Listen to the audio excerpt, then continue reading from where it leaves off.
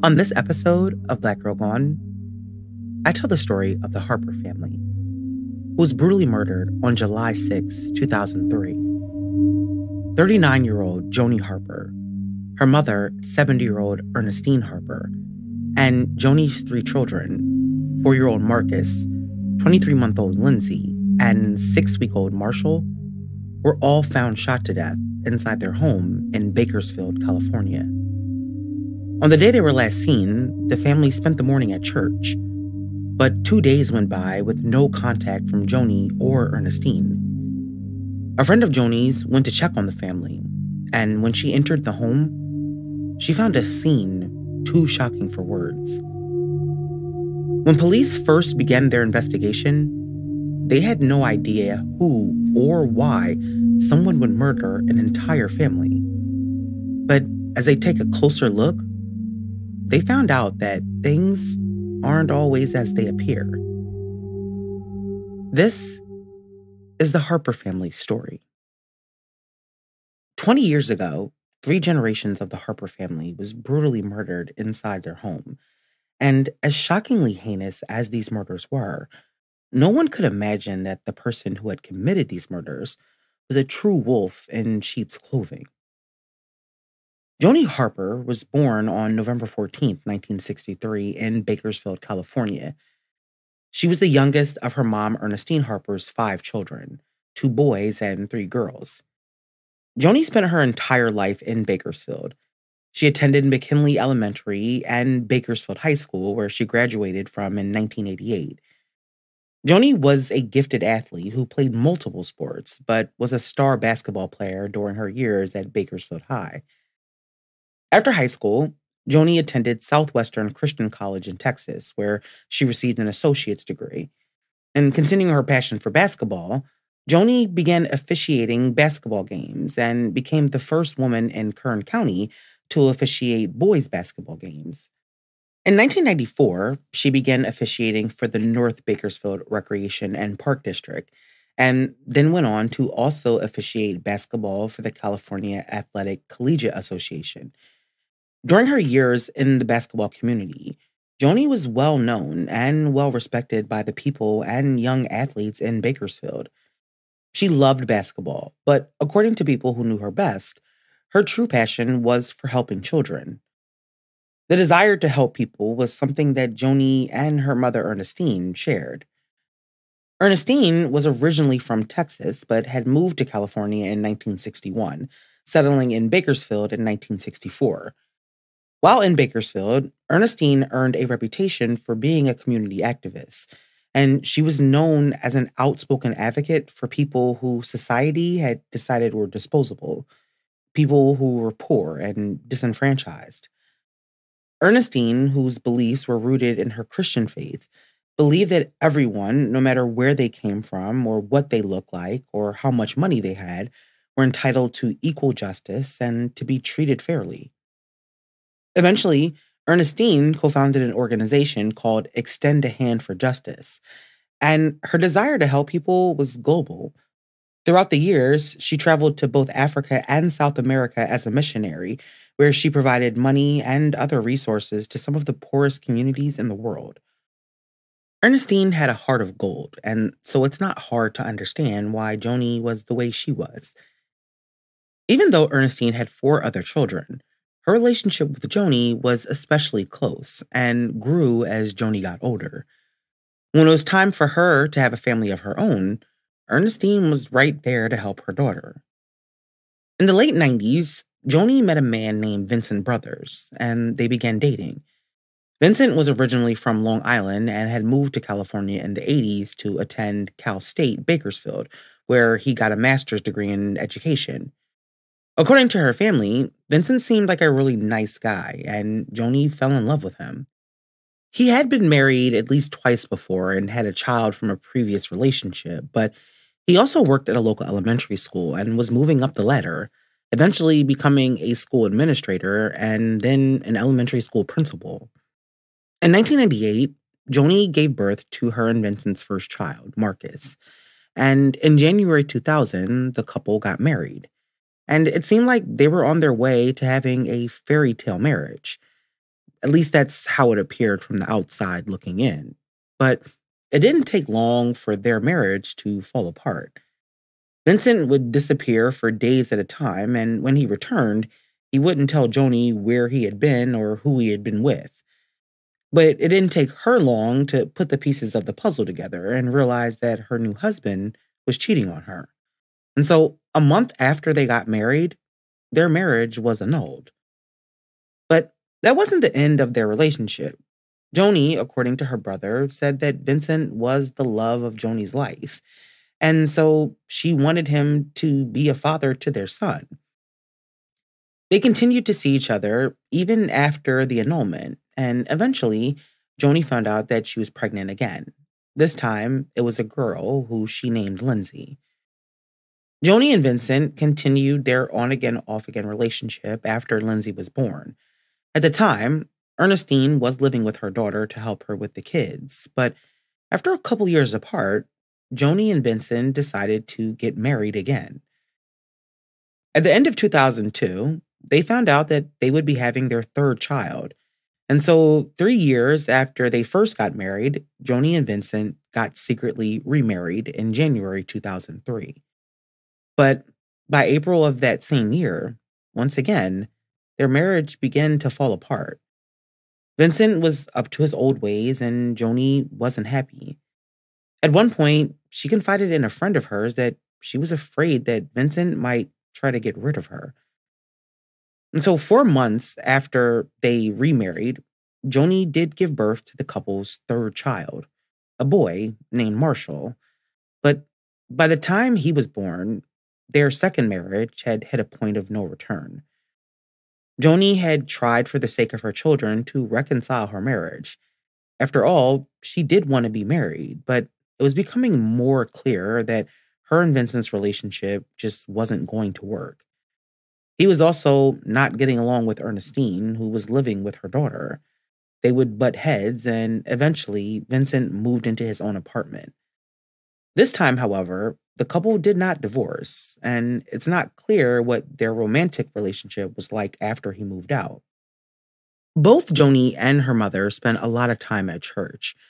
The Bakersfield Church of Christ was like a second home for them, and their church family was a huge part of their lives. And so when baby Marshall was old enough, Joanie couldn't wait to introduce her church to her new addition.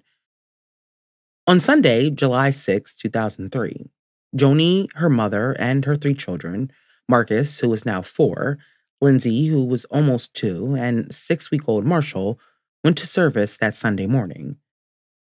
Their church would typically have a morning and an evening service, and the Harper family would attend both services.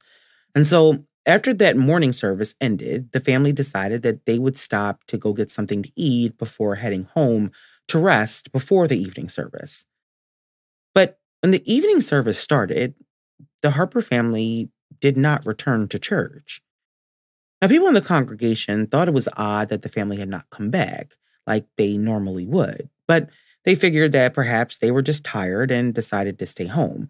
I mean, Joanie did have a newborn and 2 little kids, and so her being too tired to come back wasn't a stretch.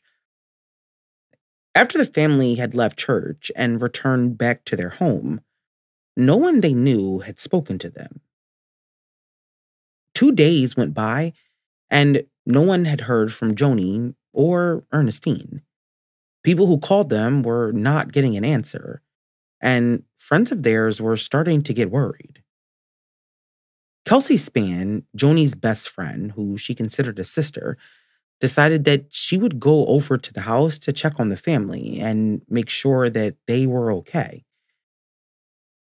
On Tuesday, July 8th, 2003, 2 days after Joanie and Ernestine and the children were last seen, Kelsey went over to their home, and when she got there and went inside, she walked into a horrifying scene.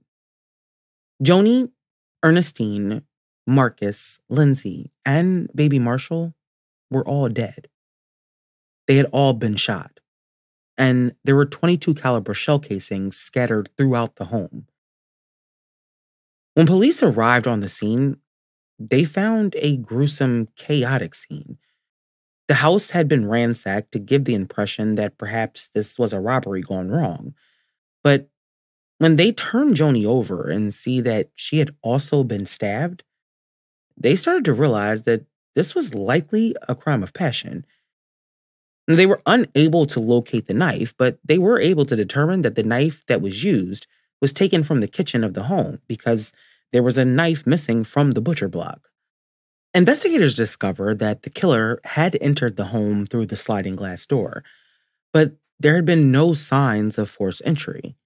There was also nothing missing from the home despite the appearance. And so the theory quickly emerged that Joanie was the intended target, but they didn't know why. And they also didn't know why anyone would kill three children, including a 6-week-old baby. It was unimaginable. When investigators learned that Joanie was married, they tracked Vincent down so they could tell him that his family had been murdered. As the spouse of Joanie, they also needed to rule him out as a potential suspect. But as it turned out, Vincent was not in Bakersfield.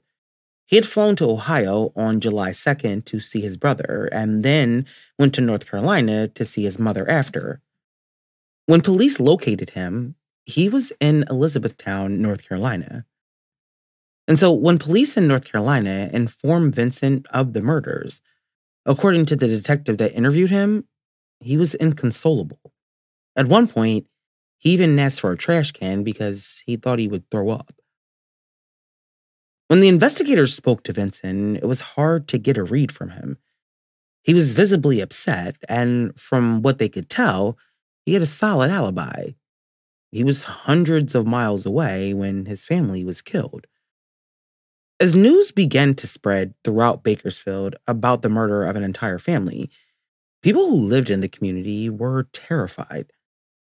The idea that there was someone walking amongst them who was evil enough to murder 5 people, including 3 innocent children, was unsettling to say the least. No one could imagine who did this or why. But as investigators began to take a deeper look into the facts of this case, they quickly learned that things are not always as they seem.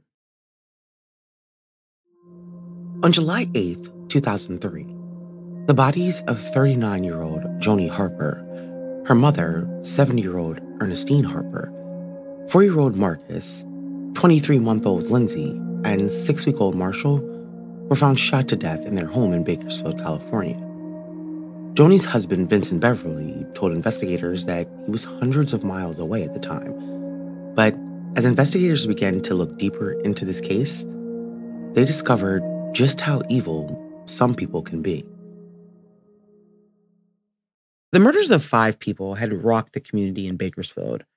Both Joanie and her mother Ernestine were pillars of their community and well respected. The idea that someone would come into their home and murder not only them, but also Joanie's 3 children was unfathomable. Eddie Harper, Joanie's brother, told Dateline back in 2009 that when he heard the news, it came in pieces. He said that at first, his cousin called him and told him that Joanie and Lyndsey had been shot. And then he said 2 hours later, he called back and told him that not only had Joanie and Lyndsey been shot and killed, but his mother and Marques too. It wasn't until the third call that he got the full story. They were all dead. Across the country in North Carolina, police had spoken to Vincent, who had what appeared to be a solid alibi. But still, police immediately had their suspicions of him. And so Bakersfield instructed the police in North Carolina to place Vincent under arrest. But after a few hours in police custody, he was released and he returned to Bakersfield. Vincent was the most likely suspect, but he not only had an alibi that put him on the other side of the country, he was also the principal at a local elementary school. Like Joanie and Ernestine, he too was a well-respected member of the community. On the surface, there was nothing about Vincent that made people believe that he was capable of murder, especially not this kind of murder. As the investigation continued, detectives checked Vincent's alibi to make sure that he had, in fact, been in Ohio the day of the murders. They checked his credit card statements and found purchases in Ohio on July 6th, the day that they believed the family was murdered. Vincent's credit card being used appeared to be proof that he was where he said he was. While the investigators tried to track down leads and witnesses, the funeral for Joanie, Ernestine, Marques, Lyndsey, and Marshall was held. Vincent, who was still on police radar, attended the services where he sat in the front row and cried. And while detectives had cast a cloud of suspicion over Vincent, people, including Eddie, Joanie's brother, didn't think he was responsible. Eddie told Dateline that he had never heard his sister or mom talk about Vincent having a temper.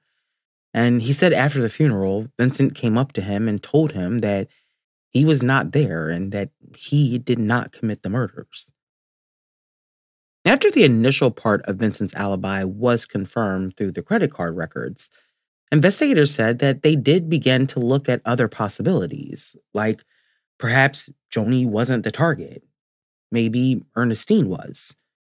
They knew about her community activism work and thought maybe she had made someone angry about something. Ernestine had also been aware that the work she did came with its dangers, and she'd even purchased a revolver for protection. Detectives knew that with a murder like this, they couldn't leave any stone unturned. Whoever had done this needed to be found fast. Over the next several months, investigators worked to find the missing pieces to this puzzle. And as they dug deeper and deeper, Vincent's alibi began to unravel. After initially getting the credit card statements that seemed to place Vincent in Ohio, investigators pulled the surveillance cameras for the stores where the purchases were made. And when they did, the person standing at the counter at the time the purchases were made using Vincent's credit card wasn't Vincent. It was his brother, Melvin, who was a similar height and build. When they figured out that it was Melvin on the footage, investigators bring him in and question him.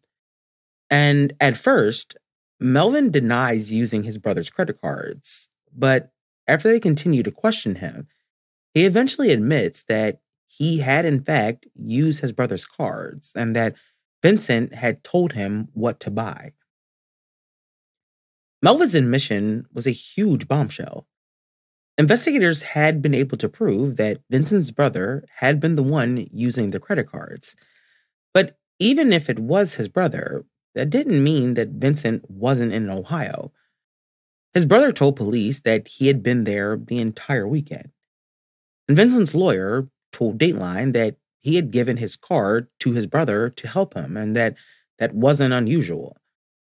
According to his lawyer, Vincent was with his brother Melvin until Friday and then spent the weekend with his other brother, Troy. And he claimed that witnesses other than his family can place him in Ohio. But investigators were not convinced. Melvin had already lied to them, and there were no receipts for the time that Vincent was allegedly with his other brother. After detectives spoke to Melvin, they started looking at Vincent's travel history in the days before, during, and after the murders. They were able to confirm that he had taken a plane from California to Columbus, Ohio on July 2nd. And once he arrived in Ohio, he had rented a car and drove to his brother's house.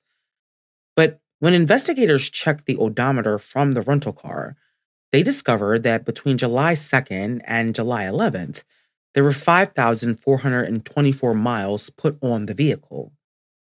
And once they calculated the distance, police concluded that the many miles on the car in that short period of time was proof that the car had been driven to California and back. After months of investigating the Harper family murders, police were beginning to piece together their theory of this case, and they were convinced that Vincent Brothers was the killer. But even with the evidence they had, they still needed more to prove their theory that Vincent had flown to Ohio to create an alibi, but then once there, drove his rental car back to Bakersfield, murdered his family, and then drove back to Ohio. And so the Bakersfield PD, along with the FBI, brought the rental car into a lab so they could see if there were any bugs in the radiator of the car. Now, because certain bugs are only found in certain parts of the United States, investigators wanted to see if they could find evidence of bugs that were only found in California. And so they tested the car and sent the results to UC Davis. And when they came back, the lab had found several bugs that they knew only inhabited areas in California and west of the Rocky Mountains. Police were getting closer and closer to solving this case. From the beginning, they had suspected Vincent, and now the evidence that they were finding was pointing directly to him. Now, aside from the evidence that police were collecting, they had also looked into Vincent's past and found out that he had previously been accused of domestic violence. In 1988, while married to his first wife, Vincent, according to police records, was convicted of misdemeanor spousal abuse, and he served 6 days in jail. After that marriage ended, he remarried in 1992, but a year later, his wife filed for divorce. She said that her husband, Vincent, was violent and threatened to kill her.